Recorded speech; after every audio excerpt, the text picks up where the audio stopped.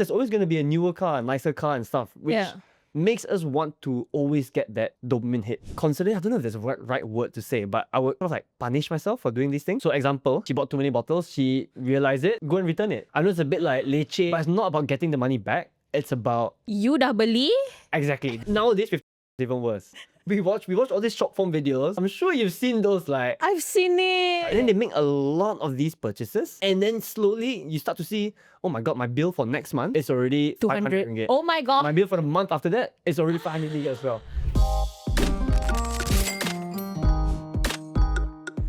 What's up guys, my name is Emir. Welcome back to The Money Goal. Today I have Aishah again with me. It's me. What do you want to talk about? I want to buy. See? It's already in my head. It's a mindset thing. It's a Okay. buying things online. Okay. Yeah, so I have a problem. It's a very bad problem. You know how these days we have all these apps that you can buy basically anything you want. Groceries, furnitures, anything. So I've been online shopping. A bit too much. Oh my gosh. Sometimes, right, in my cart, that's like 12 things on the way every month. 12 things on the way at the same time. Yeah. Okay. I just showed Yasmin, our producer, I just showed her this morning, like my WhatsApp kan. Okay. The delivery guy, the same guy, keep on sending me photo. Oh yeah, parcel dekat pagar ya. To be picked up. To be picked up, yeah, in front of my door every single day. So, this is what I want to know. Like, how do you deal with things like not able to prioritize things that are important, like savings? Like you've always said, right? Younger people need emergency savings. You need to prioritize, paying your insurance, paying yourself first, paying your bills. But things like this, like things that are tempting, right? Yeah. So I'm like, this month I feel like, oh, I want this new kasut. I can just, go online. It's buy way online. easy. But now I have the same problem. So someone else coming to give us advice. Alamak. Okay. How often do you buy though? Actually, quite often. Yeah. Okay, but I have the realization that I'm doing a bit too much also. But I sort of understand why we're doing this. Okay. So, I don't know about you, but every time I buy something, especially something that I want, so if I'm talking about cat food, obviously it's not that exciting. I have to buy it, right? We can't stop doing that. But whenever I buy something like you, a new shoe, new pants and stuff, it feels so good, right? Especially when we get discounts, right? Like if we get 6 Oh my god, you can stack exactly. And they put vouchers. It's 15% crazy. off, free shipping and everything. And it feels even better, right? So I'm saving so much money. And I realized that every time we buy something, we get a dopamine hit. It's like I don't know how to explain the feeling, but it feels so like it's like so good, It feels so nice to buy something. Oh my god, you understand? Yeah, I do for sure. I do it.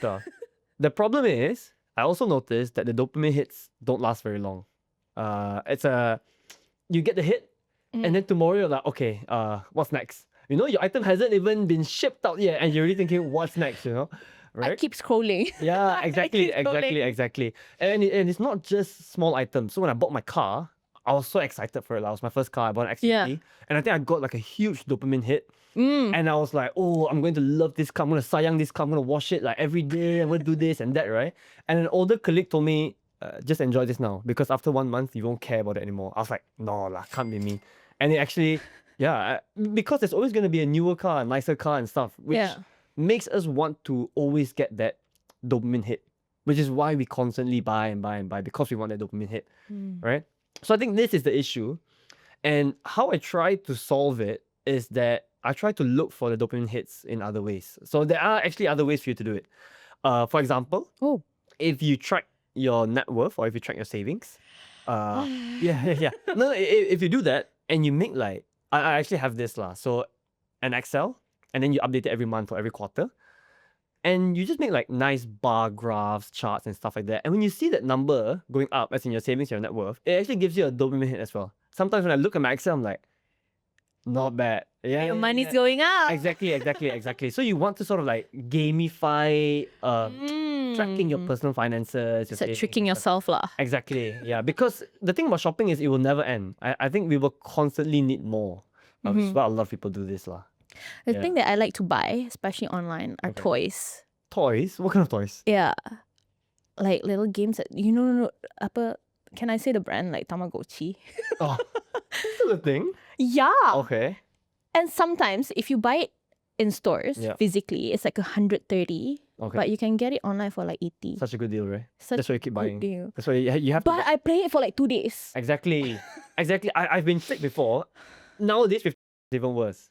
I don't know if I can say that, but yeah, because because you know we watch all these short form videos, and I'm sure you've seen those like. I've seen it. Yeah, I know. Okay, so I fell for there's this like thing they say, oh, you can clean your iPhone and your AirPods and your Apple Watch and everything, and it was like 10 ringgit. I was like, oh my god, such a good deal. I can clean everything. Is it really 10 ringgit though? Yeah, it was. Oh my god. Okay, but the problem is it arrived. I tried it. I'm like, let's throw it away. Really? Yeah. That's the thing. We buy a lot of this, especially small ticket items. I think those are the dangerous ones because when we think it's below 50 ringgit, whatever, right? But slowly after a while, you keep buying. It will stack up, lah. It will stack up. Yeah. Yeah. But also kan, recently, all this online shopping, I've seen a lot on the apps that they have this buy now, pay later thing. Yeah. I've never used it. Okay. But one day I was curious lah. Mm-hmm. So I activated my BNPL. Yep. And then they gave me like 8,000 ringgit that I can Credit limit? use. Yeah. With no background check even. Yeah. Yeah. So I have 8,000 ringgit that I can buy things. But I've Yep. never used it because I'm too scared to use it. Yep. Because it's kind of like hutang, right? Yeah, it is. But It is. some of my friends have said that macam it helped them, to buy baju raya Manage or cash flow and stuff lah. yeah. So they say it's pretty good as long as you pay it on time. Yep. So Of course. they're telling me that it's good lah. So I want to know, okay, fine, it helps you macam plan your budget Yep. for like important things like raya ke apa Yep. ke. But is it really good, to use for shopping for Okay. That's a good question. Okay, so I do use BNPL. Oh, you do? Yeah, I've Okay. used BNPL.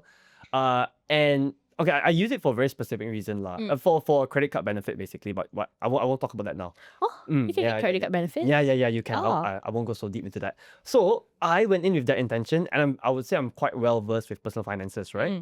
But I realized that BNPL can be really bad. Even for me, I fell for it. So the thing is, one is you can buy something, and then at the end of the month you pay, right? Yep. 1 month payment. So I guess that one's okay lah, because you still have to buy, and you still have to pay at the end of the month.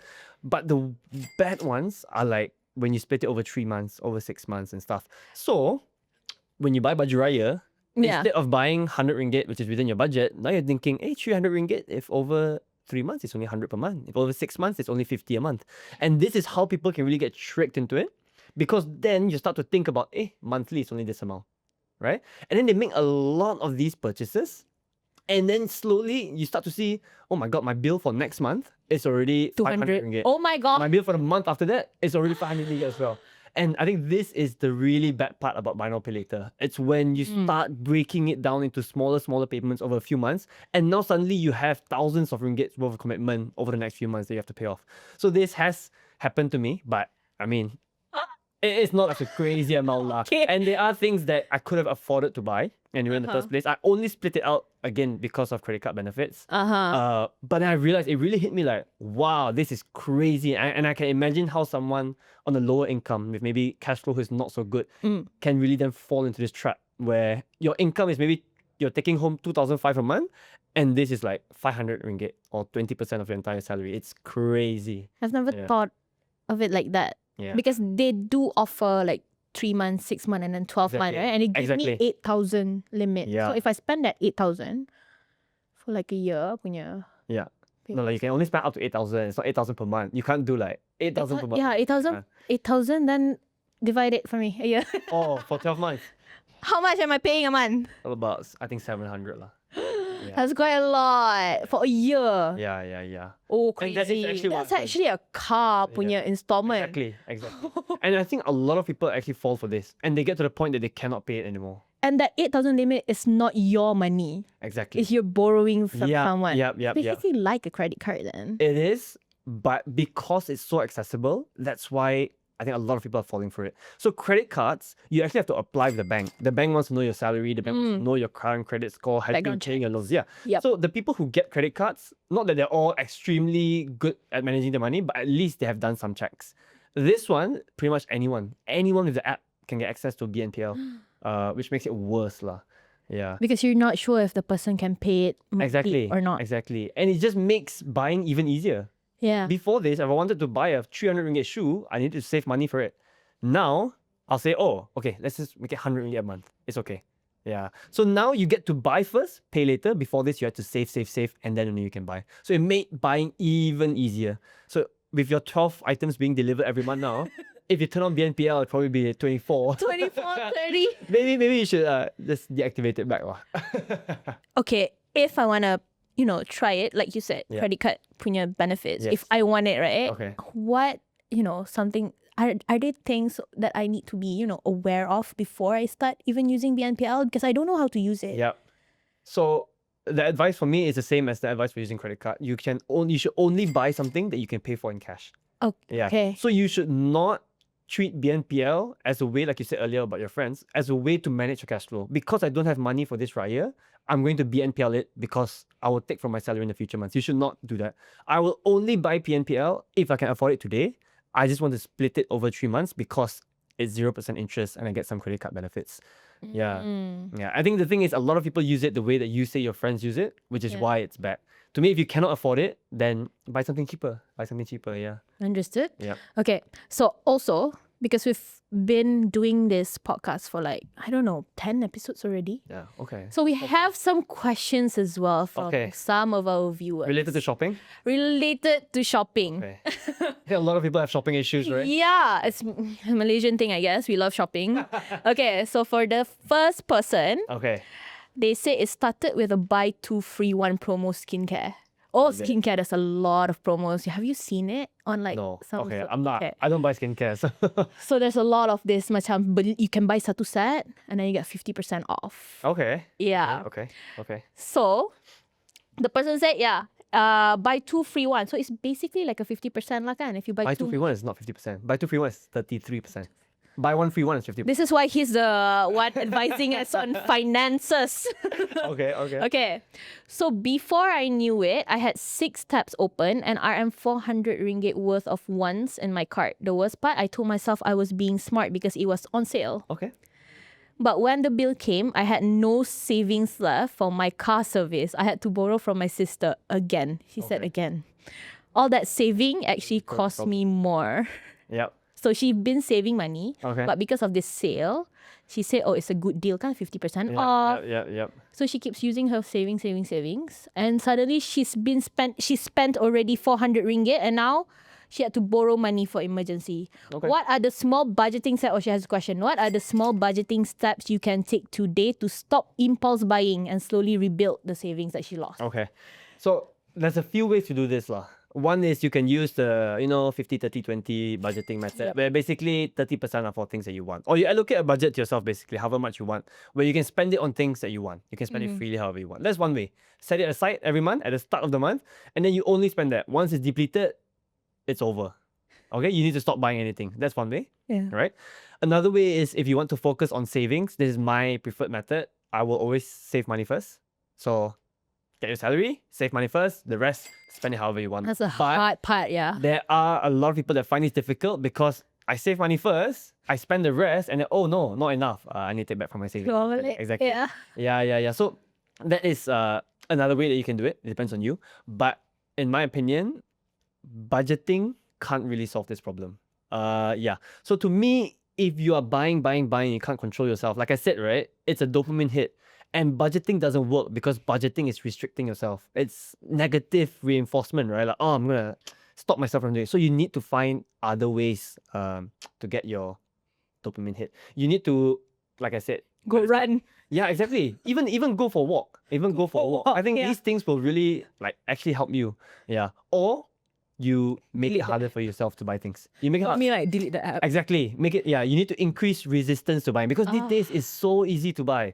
It's so easy to buy. Yeah. I think just a quick story, okay?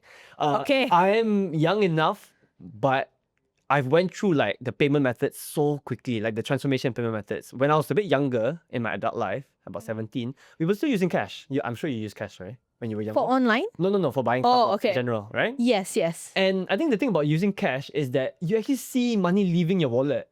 And if you have 500 ringgit, you take out like, oh my god, suddenly my wallet's empty. I need to control myself. Have to go to ATM. That's Exactly. And I'm like, oh my god, I just went to the ATM yesterday. I can't believe I have to do this again. My spending is out of control. I need to stop. Yeah. Right? And then we went to e-wallets. E-wallets to me, I still saw my balance go down lah. And I was like, oh my god, it's going down. But the thing is, money is not leaving my wallet. Now it's just going down here, which to me was like, oh, okay. Can top up. Not bad. Yeah, not bad. Now, there's a final stage, which is credit cards and BNPL, where you don't even see your balance go down. Your savings account, the money doesn't go up because you're using credit card, because you're using BNPL. Yeah, it's not your money. So this is the worst stage. This is the most difficult part. So you need to build like friction for you to buy things. Either maybe stop using credit cards, delete the app. Like you said, I think that is another way. But yeah, I think these are the things that you need to do. I don't think budgeting can help. You can try it out. If it works, then perfect lah. Otherwise, you need to think about other ways. Or you can be like in the movie and you potong the credit card. Yeah. Actually, just do it for dramatic effect. Okay, we have one more story. Okay. I used to get so excited when the parcels arrive. Unboxing felt like Christmas, but lately every delivery just reminded me of money I shouldn't have spent. Okay. 1 month I bought 4 different water bottles. I'm sorry. Different colors, same function. RM 20 ringgit and then RM 40 ringgit, and then it added up to over 300 ringgit. Now I've got a drawer full of cute things I never use and a bank account that's constantly on life support. The question is, what are some simple financial steps you can take to track your spending and slowly regain control over impulsive or unnecessary purchases? Yep. Okay. So I think there's a lot of apps these days. I think they're asking the right question, basically, how do you track your money? Which is essentially what you need to do at this point, right? So many apps on the App Store these days. Just download any of it. And then for 3 months, just track every single ringgit that goes out and then see where your money is going. Yeah. Right? I think in this person's instance, you're buying a bit too many water bottles. Small things, because she said first it was 20 ringgit and then 40 ringgit. Then at the end of the month, she saw it and said, hey, I spent 400 for like all this small. It adds up. I think for this person, the good thing is they already realized that it's an issue, because when they buy it, when it's getting delivered, they already regret. It's not like, at the end of the month, I see my credit card bill is so high, then I regret. They already know that, I shouldn't have bought this, but it's already here, right?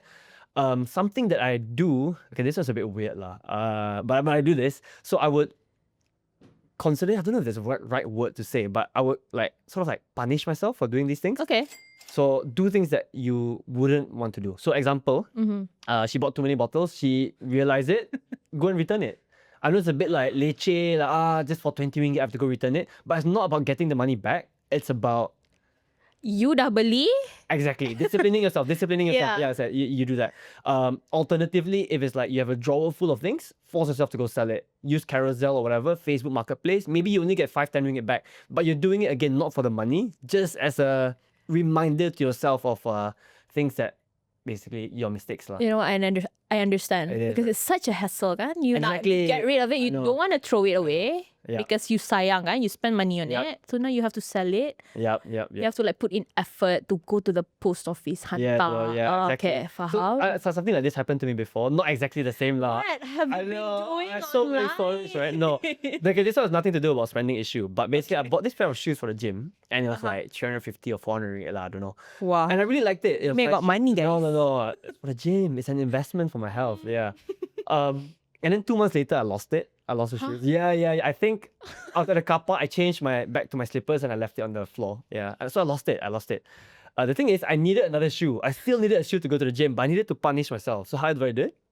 I look for the cheapest Nike shoe, same model. But you know how whenever they do clearance, it's because it's the ugly colors. So I bought this bright, hot red pair of Nike shoes to go to the gym. It was so ugly. And whenever I went, people were like, wow, nice shoes, bro. With a face, yeah. So I could afford to just buy the same shoe again, a nice color, so they look cool. But I thought to myself, because this was a silly mistake for me, I needed to live through it. So this year was the year that my punishment ended. It was 2 years of me living with those shoes. Do you bring the shoe? I threw it away. No, I gave it to someone. Yeah. So these are things that the person can do because they realize that they made the mistake already. Just do all these small things so that the next time you want to buy it again, you remember, I want to return this. Do I want to go through the hassle of selling it? Yeah, I think that might work. You know what? That actually is a good idea. Maybe you should do it for your Tamaguchi. Anyways, that's actually good help. Yeah. So if you guys have a shopping problem, Like me, like Aishah, us. like us, exactly. Number one, if you can, set yourself a budget. See if you will follow it. Make sure you don't go over your budget. If you've finished up your shopping money for the month, too bad. Wait for next month. Right? That's number one. Number two, if you really have a shopping problem, then you need to think about, is it because you want the dopamine hits? Find other ways to get it. Go for a walk. Start tracking your savings and stuff. Number three, worst case scenario, make it more difficult to shop. Cut your credit cards. Delete the apps if you have to. Wow. Buy only with cash if you have to. I think these are the things that you should do if you have a shopping problem. Anyway, at the end of the day, it is leche to buy stuff if you deleted the app, but it's a bit more leche if you are in thousands of ringgit in debt. So I would say one is better than the other lah. All right, cool. Thank you so much, guys, for watching this episode. Thanks, Aishah. Nice talking to you again. See you guys in the next one.